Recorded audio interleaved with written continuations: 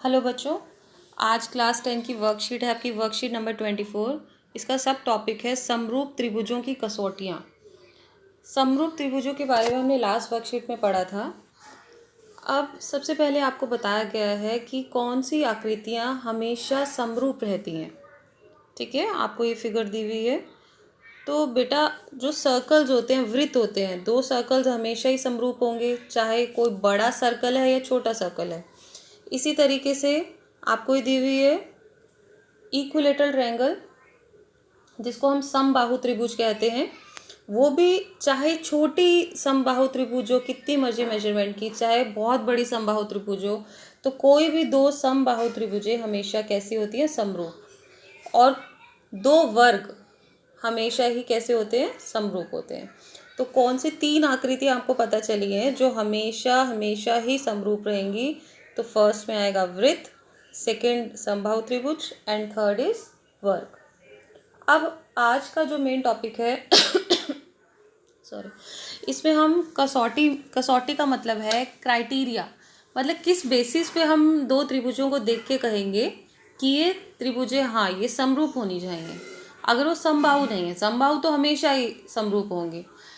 तो पहला आपका कसौटी नंबर 1, इसमें कंडीशन का नाम क्या है? ए समरूपता, एंगल एंगल एंगल, जिसको हिंदी में बोलते हैं कोण कोण कोण।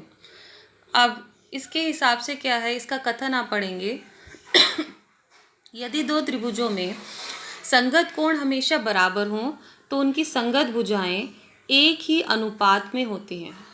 ठीक है, मतलब दिया क्या हुआ है, दो त्रिभुजों में संगत कोण कैसे हैं? बराबर हैं। ठीक है, अब जैसे हमने ये कसौटी नंबर 1 यहाँ पे लिखी है, त्रिभुज ABC है और त्रिभुज DEF है, इसमें संगत कोण बराबर है। संगत मीन्स अगर ABC और DEF की बात कर रहे हो तो A D के इक्वल होगा, B E के इक्वल होगा और एंगल C एंगल F के इक्वल होगा। इसको संगत कोण बोलना है यहाँ पे। तो उनकी भुजाएं एक ही अनुपात में होती है। एक ही अनुपात मीन्स समानुपाती, समान अनुपात बोल दो या एक ही अनुपात बोल दो। ठीक है, वो प्रोपोर्शनल होंगी, एक ही अनुपात में होंगी। अब जैसे यहाँ त्रिभुज ABC और DEF में आपको क्या दिया गया है? आपको दिया गया है angle A equal angle D, angle B equal to angle E and angle C is equal to angle F। तो क्या होगा? इनकी जो साइड्स हैं वो समान अनुपात में होंगी। Means AB upon DE equal होगा BC अपॉन EF के, और वो किसके इक्वल होगा? AC अपॉन DF के। बेटा ये साइड्स मैं आपको लेने का तरीका बताती हूँ। जैसे अब यहाँ देखो, मैंने नाम कैसे लिखा त्रिभुज का, ABC और DEF। तो इसके पहले दो आप शीर्ष ले लीजिए, पहली दो साइड्स ले लिया आपने AB और उधर से लिया आपने DE। तो हमने प्रोपोर्शन में भी ये लिखा AB upon DE। Then last two ले लीजिए BC और इधर है EF। हमने क्या लिखा? BC upon EF। और फर्स्ट और लास्ट लिया आपने AC अपॉन में DF, हमने लिखा AC अपॉन में DF। तो इस तरह से हम अनुपात बताते हैं। ठीक है, आपको ए समरूपता पता चली। अगर किसी त्रिभुज के दो कोण, क्या तीनों कोण आपस में बराबर होंगे तो उसकी साइड्स भी प्रोपोर्शन में होंगी, मीन्स उसकी भुजाएं समान अनुपात में होंगी। तो इसलिए दोनों त्रिभुजें क्या हो गई? समरूप हो गई। और समरूप का हम कैसे निशान लगाते हैं आपको बताया था। ठीक है, ये कसौटी नंबर 1 है।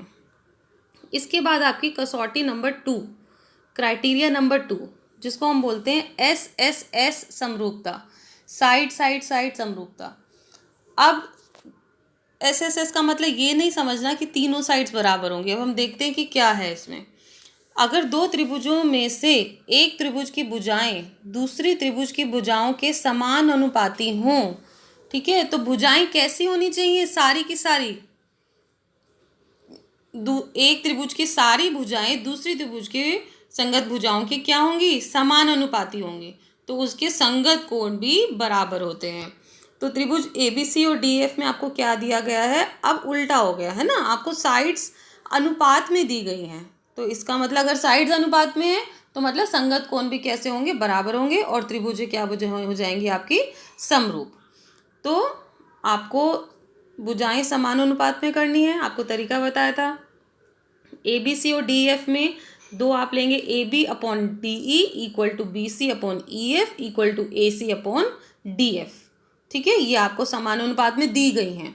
समानुपात में दी गई हैं means the corresponding angles will also be equal, संगत कोण भी बराबर होंगे। तो एंगल ए, पहला angle equal to angle D, बीच का angle B is equal to angle E, and last angle C is equal to angle F. ठीक है, तो इसका मतलब त्रिभुजें कैसी हो गई, समरूप हो गई। और इस कसौटी का नाम क्या है, triple S, S S S समरूपता। इसके बाद आपकी कसौटी नंबर 3 है जिसको हम बोलते हैं एस ए एस समरूपता, साइड एंगल साइड, भुजा कोण भुजा।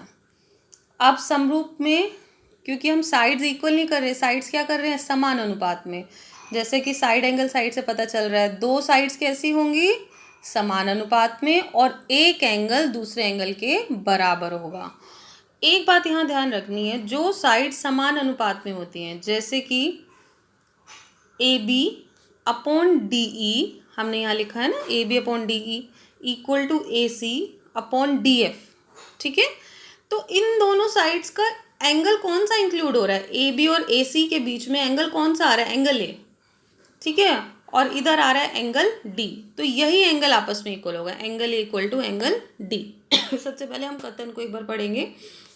यदि एक त्रिभुज का एक कोण दूसरे त्रिभुज के दूसरे को एक कोण के बराबर हो, ठीक है, एंगल एक बराबर हो गया, angle A is equal to angle D हो गया, तथा इन कोणों को अंतर्गत करने वाली भुजाएं, मीन इसका मतलब क्या है, एंगल ए को कौन सी दो भुजाएं अपने अंदर इंक्लूड कर रही हैं, ए बी और ए सी, और एंगल डी को कौन सी कर रही हैं, डी ई और डी एफ।